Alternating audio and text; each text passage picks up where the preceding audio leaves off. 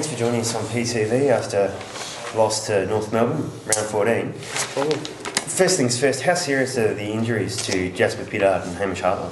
Well, to be honest, haven't actually had a chat to the medicos yet. So Hamish was probably right to come back on, but with only a couple of minutes remaining in the game, it was probably just look after him. And he's played a fairly large block of games in a row now, so just precaution first with him mainly. And Jasper looks like some sort of leg injury, so he certainly wasn't able to play.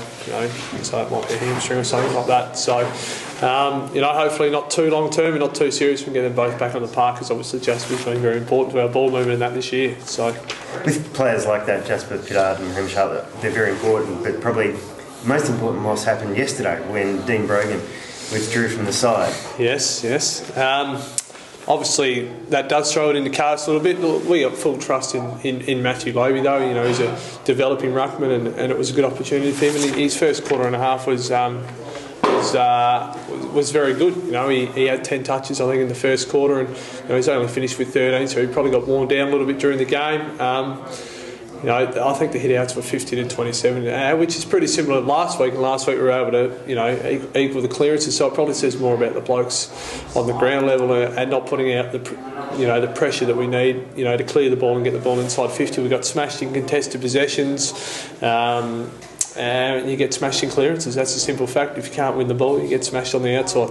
That's been a rarity for us this year, though. We've been pretty good with the contested possessions. It's been the uncontested possessions and the spread and the runs of space that's been letting us down. Yeah, look, it's probably the most disappointing factor. I mean, the contested possession, our competitive is never questioned. Matty Thomas, Dom, it wasn't a matter of trying. It was just one of those nights where you get smashed, and when a team gets on top, they get hungry and they get on top of you.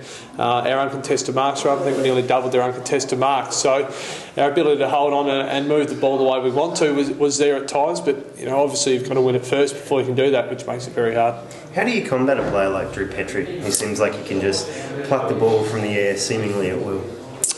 Well, it's very interesting. I mean, he's a ruckman that plays forward mainly. I mean, I thought they defended pretty well against him at times, and then other times he just marks it. Well, times you're going to get beat one-on-one, other times you're going to have a spare player back there to air-assist the defender. I mean, if the ball movement comes in and is pressured and high, well, it gives your defenders an easier chance to defend. But, if they're getting free ball through the middle of the ground, it makes it very hard. How do you go about combating the inconsistency that we're seeing, not just from game to game, but quarter to quarter? I know it doesn't look like it in the final score, but our competitive game in the first, second and last quarters was okay. It was the third quarter that really let us down this week. I think it's something we're working on. We're a young group.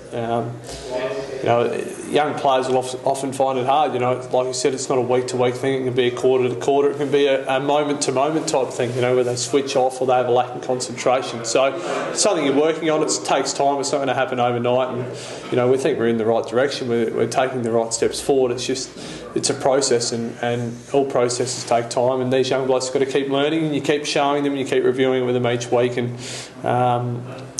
the penny will drop soon enough. The penny's on its way to dropping, but it takes time, and we've just got to be patient with it. With the forward structures, we saw it on a couple of occasions. We got the ball in the half-back flank and looked to run it out of the defence, but then there was no one to kick to because everyone had pushed up to take up space in North's defence.